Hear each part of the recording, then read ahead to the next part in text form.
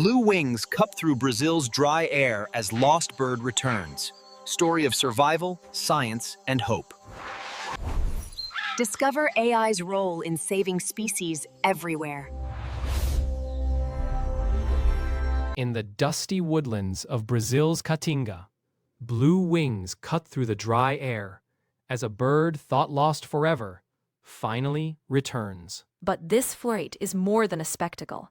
It's a story of survival, science, and the power of hope. We'll follow the Spixs macaw from frozen genes to crisis and discover AI's role in its survival. Stay tuned, because this isn't just a tale of parrots. It's a blueprint for saving species everywhere. Welcome to our channel's latest expedition into conservation science. We're not just narrators. We're AI-generated voices synthesizing expert stories to bring you deeper into the field. So think of us as guides tuned by algorithms to deliver nuance and emotion. Why use AI? Because conservation is global, and digital hosts let us blend expertise from Brazil to Germany while staying accessible. Some of you embrace this tech, others miss human imperfections. We hear you, and we're working on balance. In Brazil's Caatinga, a dry forest of thorny shrubs and carnauba palms, the Spixs macaw once flitted among licuri palms. Known locally as the little blue macaw, it was driven to the brink by habitat loss and the illegal pet trade. By 1990, a single wild male remained, paired with a blue-winged macaw for company. When he vanished in 2000, the species was gone from the wild. But it wasn't gone forever. A scattered network of breeders in Brazil, Germany, and Qatar kept small populations alive in aviaries. They preserved eggs in cryogenic vaults and meticulously recorded pedigrees to avoid inbreeding. Those captive birds would eventually become the founders for a return to the wild. Fast forward to the 2010s and 2020s. Conservation genetics advanced, and scientists assembled a complete genome sequence of the Spixs macaw. Having a full blueprint allowed breeding managers to use AI algorithms to match pairs, maximizing genetic diversity and minimizing inbreeding. Think of it as speed dating for parrots, guided by bioinformatics. With this knowledge, captive populations grew healthier. In 2022, Brazil's Wildlife Agency and a German NGO launched Operation Blue Sky. 8 macaws raised in aviaries were released near Curaçao, their ancestral homeland. To teach them how to find food and avoid predators, the team used surrogate flocks of blue-winged macaws, close cousins with similar diets. The releases were live-streamed, and schoolchildren named the birds, connecting local communities to the project. The initial months were full of excitement and hard lessons. Some of the released birds struggled to forage and returned to feeding stations. Others joined the surrogate flock and began exploring the Caatinga. Cameras and GPS tags streamed data to scientists, who watched from thousands of miles away and intervened when necessary. Local ranchers signed agreements to protect licuri palms, and indigenous communities participated in nest guarding. But predators, droughts, and human conflict loomed. Soon, conservationists realized that a single release wasn't enough. Like sea turtles, macaws would need repeated cohorts to establish a viable population. Still, the sight of blue wings over Curaçao rekindled pride in a species once assumed lost forever. For the Spixs macaw to thrive in the wild, its genetic toolbox had to be as diverse as possible. The species survived the 2000s as fewer than 24 captive birds, so inbreeding was a real threat. Conservation managers created a digital studbook listing each bird's parentage, health, and traits. Using the sequenced genome as a reference, they applied algorithms to predict the best pairings. Instead of guessing which birds might produce vigorous chicks, AI recommended matches that balanced rare alleles. Breeders then used assisted reproduction methods. Yes, parrots sometimes need help to ensure fertilization. Healthy chicks hatched in incubators and were hand-fed until they could join foster parents. This careful planning built a robust foundation for release. Once macaws were back in Brazil, the challenge shifted from breeding to monitoring. Each bird carried a lightweight backpack of sensors, recording heart rate, wing beats, and location. Solar-powered nest boxes contained cameras and microphones, and drones scanned the habitat for predators. Machine learning algorithms analyzed this avalanche of data in real time, flagging anomalies like a drop in activity or a fever spike. When an alert pinged, vets could dispatch a team or remotely administer probiotics. These same systems also monitored the landscape, tracking fruiting of liqueur palms and measuring temperature and humidity. By combining animal and environmental data, AI allowed conservationists to adjust feeding schedules, plan future releases, and detect problems before they became crises. Even with smart breeding and health surveillance, modeling showed that the wild population could collapse again. Conservationists fed data into VORTEX software, an ecological model that simulates births, deaths, storms, and poaching. They found that if only a handful of macaws were released once, the chance of extinction stayed high. But if 20 or more birds were added every year and habitat protection continued, the population's survival curve rose dramatically. Climate projections were layered onto the model, showing that rising temperatures could reduce liqueur fruiting and increase droughts. These insights allowed managers to lobby for reforestation and design watering points. Numbers on a screen translated into a schedule for releasing real birds and planting real trees. Some critics argue that bringing back the Spixs macaw is unnatural, that we should let ecosystems adapt to its absence. It's a romantic idea, but the Caatinga is not the same landscape it was centuries ago. Cattle have grazed down native grasses, exotic thorns have invaded, and climate change has accelerated. Without continued human help, habitat restoration, predator control, and periodic releases, the macaw's chance of survival is slim. Conservation, especially for island-like habitats, is often about managing human-altered systems. The question isn't whether to intervene, it's how to intervene responsibly. By acknowledging our role in the crisis, we also accept responsibility for the solution. Indigenous groups and local children who grew up hearing legends about the little blue macaw are now involved in Nest Watch programs and feel pride at its return. As the project progressed, a debate simmered among the team. Some argued that the reintroduction should proceed cautiously, given the risk of disease and political turmoil. Others insisted that bolder releases were necessary to build a sustainable population. I'm torn. On one hand, the joy on children's faces when they see a blue bird overhead is priceless. On the other, each release is expensive and controversial, subject to bureaucratic approvals and international diplomacy. We have to balance the welfare of captive birds against the promise of freedom. What do you think? Should we prioritize patience and safety, or urgency and numbers? Let us know in the comments. We'll read and share some of your responses in our next episode. My position is clear. While caution matters, time isn't our ally.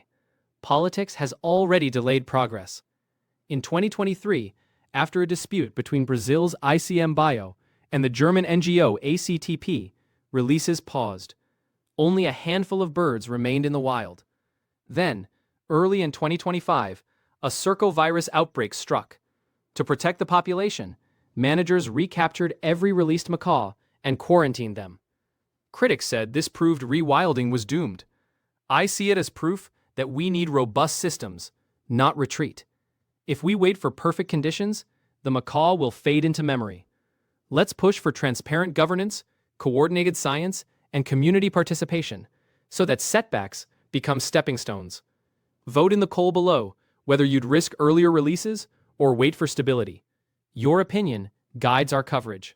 Let's slow down and imagine the moment when the first Spixs macaw chick hatched in the wild after 2 decades. Under a palm frond in the Caatinga, a little blue face poked out of a nest box placed by conservationists. That chick, nicknamed Caatinga by local students, became a symbol of resilience. Surrogate blue-winged macaws acted as mentors, showing Caatinga's parents where to find licuri fruits and how to avoid Caatinga hawks. Kids followed the drama through live streams, cheering each feeding session and naming each hatchling. Their involvement turned a scientific experiment into a cultural event. Farmers who once cut palms to feed goats now joined reforestation efforts. The event went viral. Viewers around the world tuned in. There were tears of joy when Caatinga took his first flight. Yet scientists cautioned that a single hatchling didn't mean success. They emphasized that more releases, genetic diversity, and habitat protection were needed. Still, that moment gave everyone, from researchers to schoolchildren, a glimpse of what a restored Caatinga could look like. Behind the scenes, however, politics threatened to eclipse the science. The collaboration between Brazil's Wildlife Institute, ICMBio, and the German breeders at ACTP was fraught with mistrust.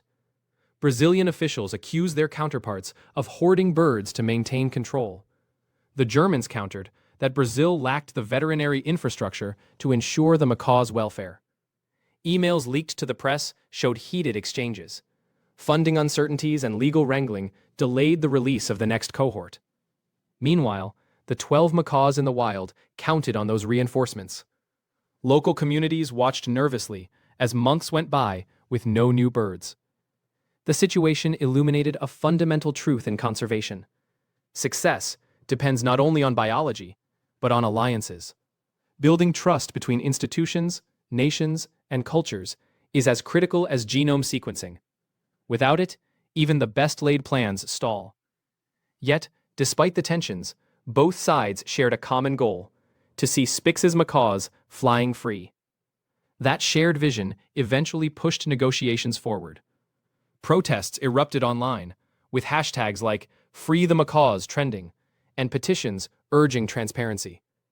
Conservationists organized town halls to explain the delays and maintain community support. Just as negotiations warmed, nature threw a curveball. In early 2025, field staff noticed lethargy among the wild macaws. Lab tests revealed a Circovirus infection, similar to the virus that devastates parrots in captivity. To prevent an epidemic, managers made the heart-wrenching decision to recapture all free-flying Spixs macaws and return them to quarantine aviaries. The forest fell silent again. Critics declared the project a failure. Social media filled with accusations of negligence. But the team immediately sequenced the virus, mapped its transmission pathways, and worked with veterinarians to develop a vaccine. AI models predicted how the disease might spread under different release scenarios, allowing them to design safer protocols. The crisis spurred introspection. Should we keep pushing forward despite setbacks, or was this a sign to pause? Ultimately, the staff saw it as a reminder that rewilding isn't linear. It's a series of adaptations. Out of this setback came new knowledge and new resolve. The recaptured birds continue to train in large flight cages and interact with blue-winged mentors, maintaining their wild behaviors while they waited to be released again. By mid-2025, hope resurfaced. 41 additional Spixs macaws arrived from Qatar's Al Wabra Wildlife Preservation and Germany. These birds brought fresh genes and renewed excitement. Before release, they trained in a massive pre-release aviary, learning to fly long distances, crack hard nuts, and respond to predator alarm calls. Meanwhile, drones dropped seed balls to restore licuri palm groves, and schoolchildren planted saplings during weekend festivals. AI-driven climate models guided where to plant to maximize shade and water retention. The community painted murals of blue macaws, turning Curaçao into a conservation hub. When the new birds finally took to the sky, they were stronger and better prepared than the first cohort. Scientists, teachers, and elders stood together, watching them vanish over the horizon. In that moment, the conversation shifted from if to how long until a self-sustaining population thrives. The journey isn't over, but each blue flash signals that recovery is possible. Scientists used VORTEX to simulate the outcome, showing that with consistent releases and habitat growth, The macaw population could reach 150 individuals by 2035. These projections motivate donors and volunteers and make the dream feel tangible. Now that you know the ups and downs, what can you do? First, support reputable conservation organizations working on the ground. Donations to groups like Brazil's Instituto Chico Mendes or the Association for the Conservation of Threatened Parrots fund vaccines, breeding programs, and ranger salaries. Second, never purchase exotic pets. The Spixs macaw nearly vanished because of collectors. By refusing to buy wild animals, you remove the demand that drives poaching. Third, advocate for indigenous land rights and habitat protection.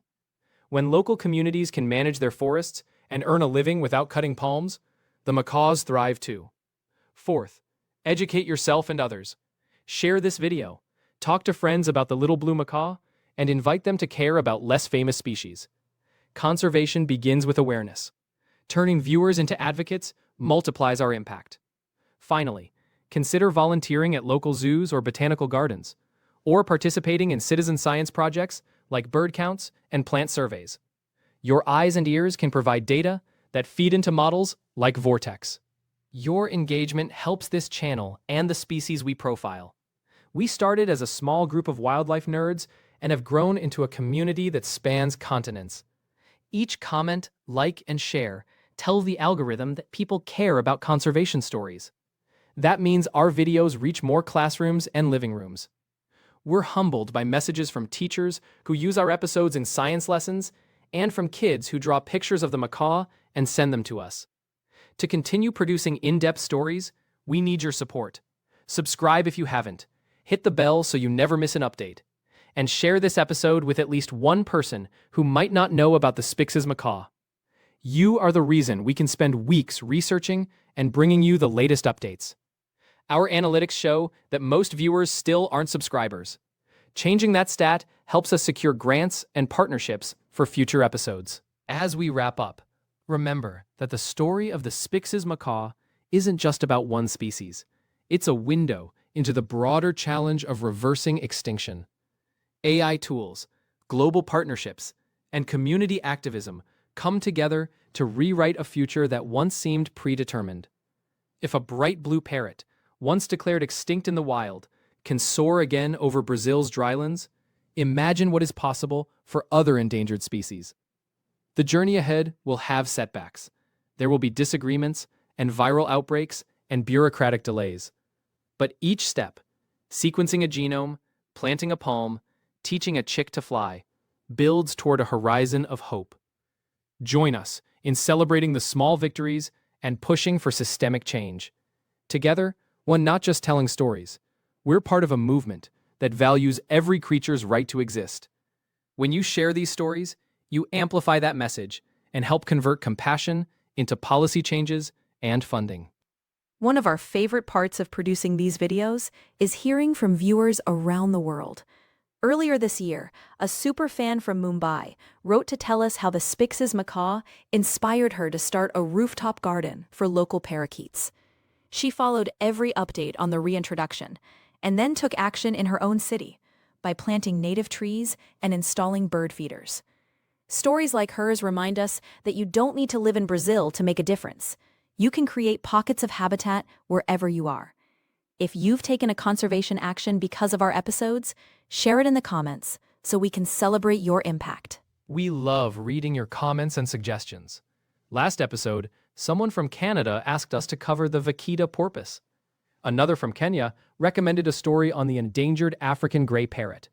Those ideas help shape our editorial calendar. Use the poll in the Community tab to vote on upcoming species, and drop a note about the conservation projects happening in your backyard. We thrive on your curiosity and enthusiasm. It keeps us going during long research sessions. Whether you're a scientist or a student, your perspective matters. Keep sharing, keep questioning, and together, we'll shine light on species that rarely make headlines. Feel free to DM us photos of conservation actions. We might feature them in future episodes. Next time, we're diving into another incredible conservation story, one that involves tiny frogs and giant waterfalls. If you think the challenges facing the Spixs macaw are complex, Wait until you hear about how scientists are using 3D printed frog calls to lure a critically endangered amphibian back to its ancestral stream. We'll explore the science, the culture, and the activism behind that effort. And yes, we'll continue to update you on our favorite blue parrots as new releases happen. So make sure you're subscribed and have notifications turned on. The more you watch, the more we can invest in telling these stories. Your curiosity fuels our journey. Until then, keep your eyes on the skies and your hearts open to the wild. We're at the end of this chapter, but the conversation continues. Take what you've learned about the Spixs macaw and share it around dinner tables, in classrooms, on social media. Talk about how science and compassion can reverse extinction. Ask your kids what species they'd save if they had the power. Encourage them to dream big. The more we normalize these discussions, the more society values biodiversity. We've covered a lot of ground today, from genomes to drones, politics to parakeet gardens. Let these stories inspire you to look at your local environment with fresh eyes. Every backyard has a tale of resilience waiting to be told. Start a conversation today, and you might spark an idea that changes a future. If you enjoyed this deep dive, please give it a thumbs up and subscribe. YouTube's algorithms notice your support, and it helps us reach others. Share the link with a friend or teacher. By doing so, you become an amplifier for conservation. Consider joining our Patreon or mentorship program if you can. It funds research trips, allows us to hire local fixers, and keeps our content ad-free. Every dollar is an investment in storytelling that drives change. We're grateful for the generosity of those who already support us. You're not just viewers, you're partners in this mission. Together, we create ripples that lead to waves. We also offer behind-the-scenes newsletters and live Q&As for supporters, where you can ask researchers your own questions. Finally, remember that the future of species like the Spixs macaw isn't predetermined. It depends on choices we make today. By staying informed, by donating, by planting trees, and by voting for leaders who prioritize biodiversity, you're shaping outcomes. Our hope is that one day, children will learn about the Spixs macaw not through AI-generated narrators like us, but by seeing flocks in the wild. Until then, we'll keep telling these stories together. Thanks for watching. Stay curious.